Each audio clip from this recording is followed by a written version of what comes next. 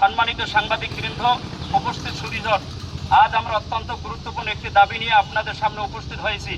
Islamic foundation কর্তৃক পরিচালিত মসজিদ ভিত্তিক শিশু গণশিক্ষা কার্যক্রম প্রকল্পের শিক্ষক শিক্ষিকা কেয়ারটেকার ও সংশ্লিষ্ট সকল জনগণের ন্যায্য অধিকার প্রতিষ্ঠার লক্ষ্যে আজ আমরা এই সংবাদ সম্মেলনের আয়োজন করেছি।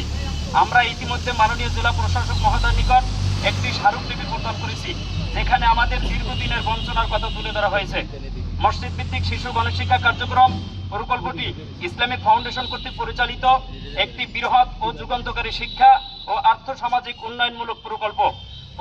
গণপ্রজাতন্ত্রী বাংলাদেশ সরকারের সাবেক মাননীয় প্রধানমন্ত্রী বেগম খালেদা জিয়ার উদ্যোগে 1993 সালে এই প্রকল্পের কার্যক্রম শুরু হয়। প্রতিষ্ঠা লগ্ন থেকে দেশের শিক্ষার বিস্তার, নৈতিক মূল্যবোধ জাগরণ এবং নিরক্ষরতা দূরীকরণে গুরুত্বপূর্ণ অবদান রেখে চলেছে। প্রকল্পটির ইতিমধ্যে 7 পর্যায়ে সফলভাবে সম্পন্ন করে বর্তমানে 8ম পর্যায়ে পদার্পণ করেছে। দীর্ঘ সময় প্রকল্পের আওতায় প্রথম থেকে 6ষ্ঠ পর্যায়ে প্রায় 2,15,09,950 জন শিক্ষার্থীকে শিক্ষা প্রদান করা হয়েছে। 7ম পর্যায়ে প্রায় 1,21,51,000 শিক্ষার্থীকে শিক্ষা প্রদান করা হয়েছে, যা একটি বিরল সাফল্য। বর্তমানে প্রকল্পের প্রায় 71,949 জন শিক্ষক শিক্ষিকা ও কর্মচারী নিয়োজিত আছেন, যারা দীর্ঘদিন ধরে স্বল্প ভাতা ও অনিশ্চিত অবস্থায় অত্যন্ত নিষ্ঠার সাথে দায়িত্ব পালন করে যাচ্ছেন। এই শিক্ষকগণ শুধু পাঠদানে সীমাবদ্ধ নন, তারা সরকারি তহবিলে জাকাত প্রদানে মুসল্লিদের উৎসাহিত করেন এবং শিক্ষকগণ নিজ উদ্যোগে জাকাত সংগ্রহ করে থাকেন। পাশাপাশি মাদক, বাল্যবিবাহ, সন্ত্রাস ও দুর্নীতির বিরুদ্ধে সচেতনতা সৃষ্টিতে গুরুত্বপূর্ণ ভূমিকা পালন করছেন।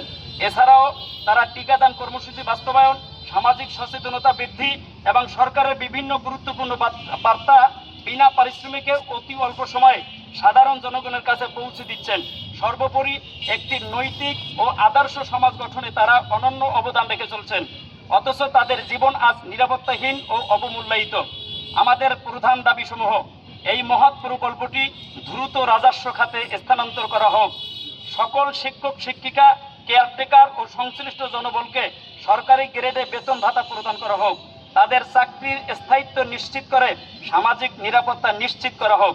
সম্মানিত সাংবাদিকবৃন্দ, আমরা কোনো অনৈতিক বা অযৌক্তিক দাবি করছি না, আমরা শুধু আমাদের ন্যায্য অধিকারই চাই, যা আমাদের দীর্ঘদিনের পরিশ্রম অবদানের স্বীকৃত।